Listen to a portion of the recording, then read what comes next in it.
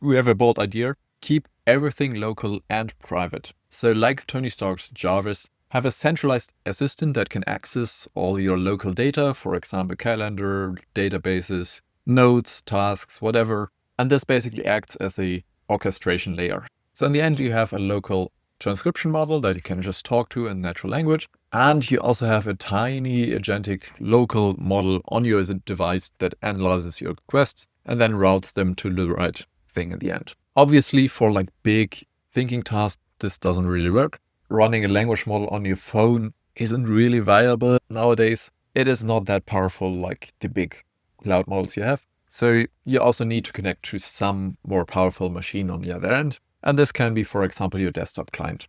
Okay, we spent 2 days actually building a prototype. This here is a complete Android app running and working. So we can go into the download menu here and select a model that we want to download. All these models are actually supported by Android and they can run on your phone locally. They are quite small, so not that powerful, but they are surprisingly good. I installed Gemma 4. Gemma 4 is a really powerful model. And if you're at it, we can also go into the server settings here. We can select a cloud provider. I don't want that. I want to use my own LM Studio server. This is already running on this side here. To just copy the URL. So here we have it. We can test the connection and it says, okay, connected. We have 5 models installed on my desktop computer and we can save the settings here. And now we can go up here and actually select a model. So you can see I have the Gemma 4 locally on my device and I have the 7 other models here on my desktop computer. Then you can go down a bit and actually see some options you can set for the model. So speculative decoding is on. And you can also change the dictation mode. So we'll actually say, okay, allow recording voice. And then you can choose from any of the languages you have installed on your phone. For me, I have actually installed English for the US. It will load the local model. And then let's also choose the local Gemma 4. And now I can just go in and say something or also just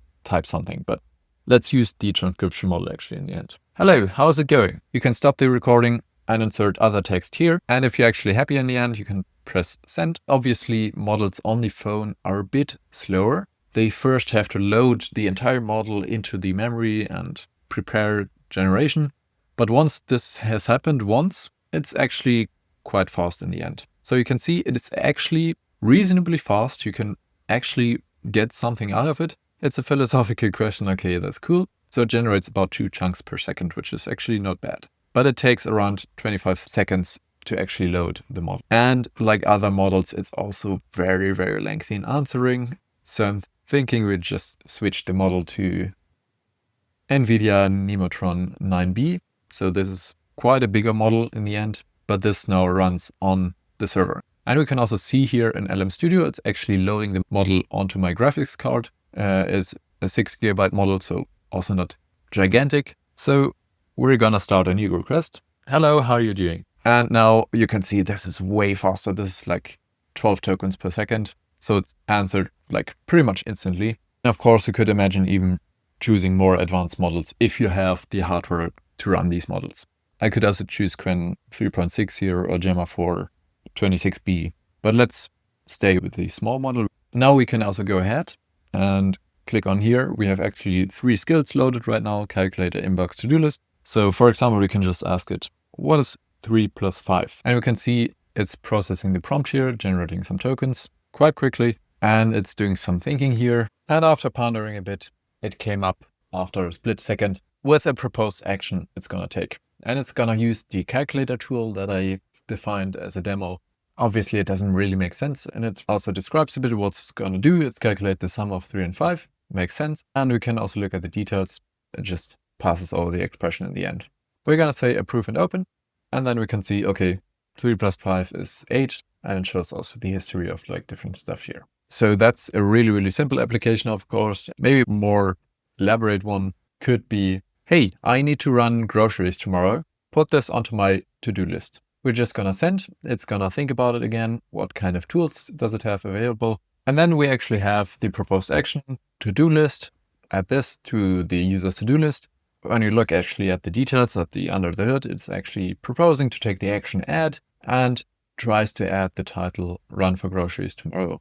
Obviously, you can extend this to also include a date, to include way more metadata in the end. But this is a very simple demo right now, so we can just click Approve and Open. And then we can see it talked to the HTML page. So this entire thing here is not part of the app. It's an HTML application that's white coded entirely 100%. It talked to this app through web channels and just added this to the to-do list. List all my to-dos. And then we can also use another action from this tool we have. And then it comes up with another action.